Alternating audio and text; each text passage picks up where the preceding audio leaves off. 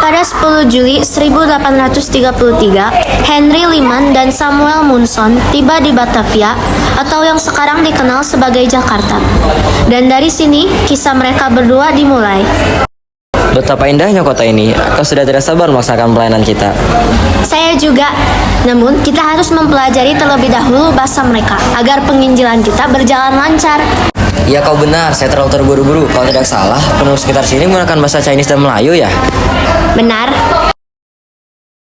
Pada 29 April 1835, Henry dan Samuel pergi ke Padang.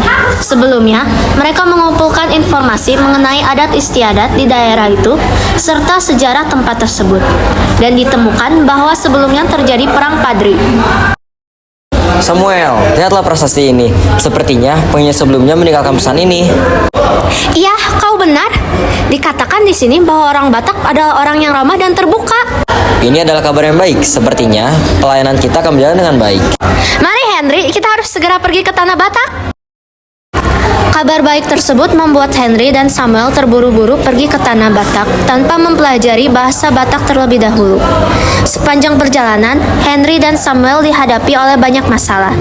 Ketika mereka akan pergi ke Pulau Pamarenta, kapal mereka dihadapi oleh angin yang sangat kencang. Namun, mereka setia percaya bahwa segalanya akan dipermudahkan oleh Tuhan. Pada 23 Juni 1834, Henry dan Samuel pergi ke Silindung beserta dengan rombongan ekspedisi yang terdiri dari penerjemah, seorang polisi yang merupakan seorang Batak, 10 kuli pengangkut barang, dan 2 pembantu. Saudara-saudaraku, mari kita berdoa terlebih dahulu agar Tuhan memudahkan perjalanan kita. Kalau begitu, mari kita mulai perjalanan kita. Tampaknya di depan kita ada sebuah desa. Sepertinya kita bisa bermalam di sana terlebih dahulu, kemudian melanjutkan perjalanan kita besok. Begitukah? Semoga saja warga menerima kita di sana. Atas perihal apa ho datang to desaon? Raja menanyakan maksud tujuan kita ke sini. Halo, perkenalkan saya Henry dan di sebelah saya adalah Samuel. Kami berdua datang ke sini untuk meminta izin agar kami diperbolehkan untuk bermalam di tempat Anda. Halo, perkenalkan saya Henry dan di sebelah saya adalah Samuel. Kami berdua datang ke sini nih Manjalowi. Izin agar kami diperbolehkan nih bermalam di inginan Anda.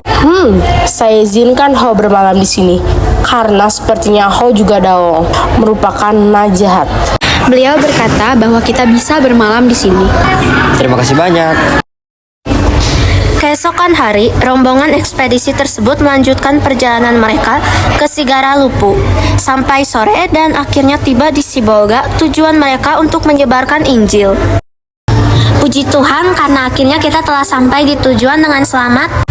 Amin. Baiklah kalau begitu, mari kita masuk.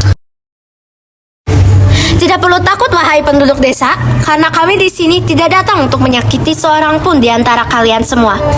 Kami hanya ingin memberitakan kabar gembira kepada kalian. Maksud dari kedatangan kamu to sini?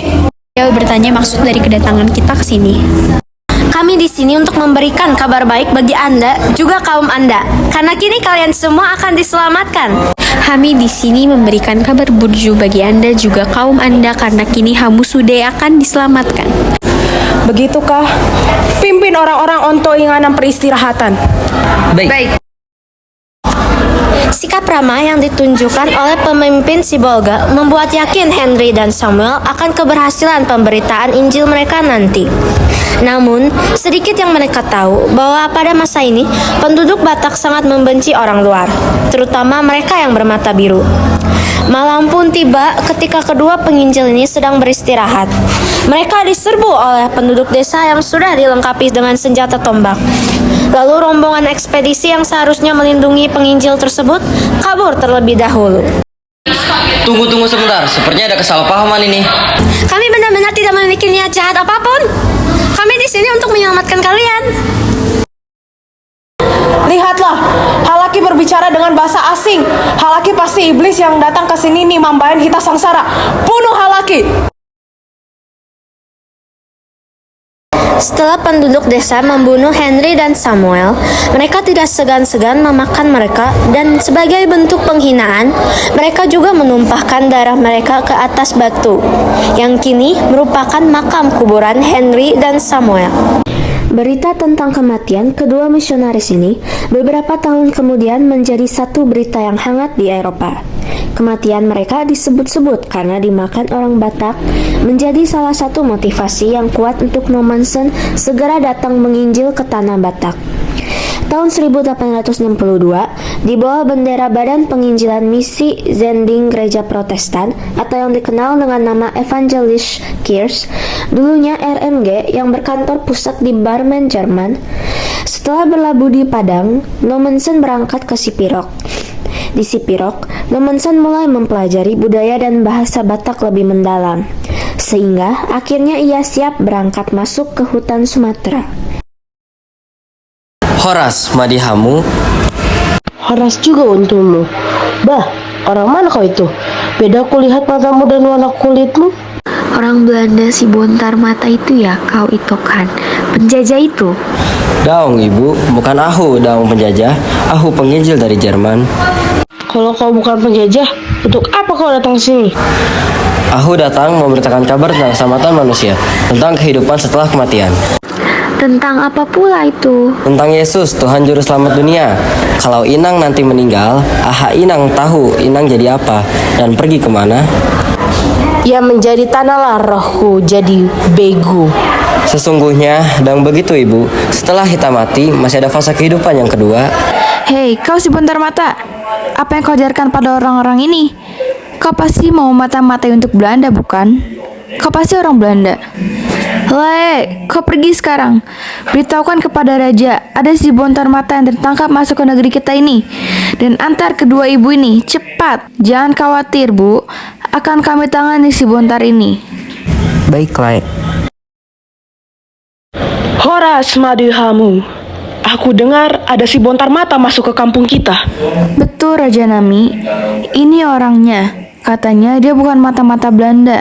Katanya dia seorang penginjil. Saya daung penjajah, saya daung na Belanda, saya seorang penginjil dari Jerman. Apa itu penginjil? Kau pasti mata-mata Belanda. Tangkap dia dan ikat dia dengan tali. Pengawal, kau panggil dulu Ompung Datu Nabolon. Sekarang, cepat! Horas, Madihamu. Ada apa ini, Raja Panggalemei? Kenapa pengawalmu ini memanggil saya seperti orang sedang kesetanan? Ada apa itu? Siapa si bontar mata ini? Begini Ompung, ada si bontar mata masuk ke kampung kita ini. Katanya dia bukan orang Belanda. Katanya dia seorang penginjil dari Jerman. Tapi aku curiga, dia pasti mata-mata Belanda. Kalau begitu, kita bunuh saja dia. Kita persembahkan saja darahnya kepada roh-roh ompung kita. Raja Nami, tolong dulu kau sediakan pisau yang tajam dan persembahan. Pengawal, kalian dengar kata Ompung Datu. Berikan pisau yang tajam dan persembahan kepada Ompung. Tunggu dulu, tunggu. Sebelum Hamu membunuh aku mau katakan kepada kalian bahwa Tuhan akan memerang perbuatan Hamuon sebagai dosa besar. Tuhan akan sedih kepada perbuatan kalian. Kalian akan mati karena dosa-dosa ini. Tuhan mengutus Ahu, Tonegrion, supaya Hamu hidup, supaya Hamu selamat daung nikmati. Saudaraku, dengarkanlah aku. Aku hamba Tuhan Yesus, aku penginjil keselamatan. Ah, diam! Kau orang Belanda, kau mata-mata Belanda, dan kau harus mati!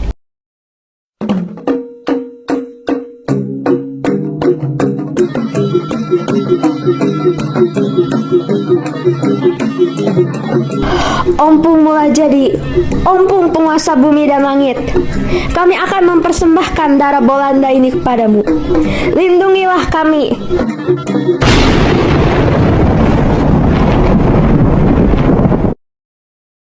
Saudara-saudaraku, bangkitlah.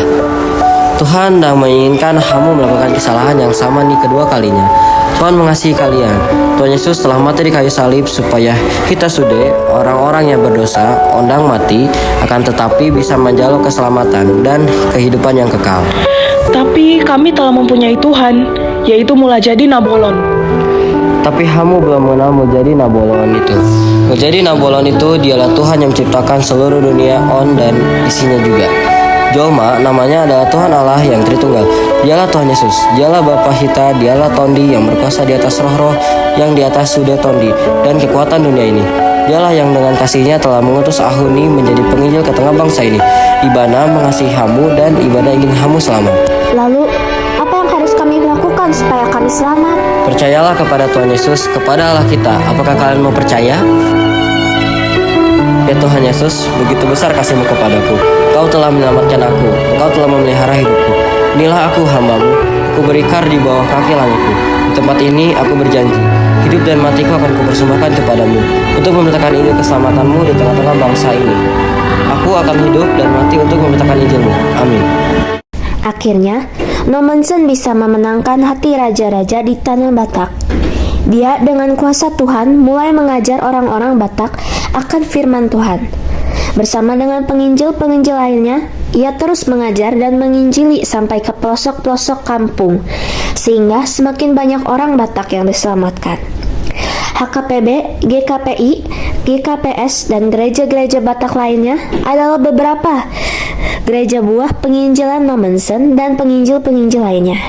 Tuhan memberkati.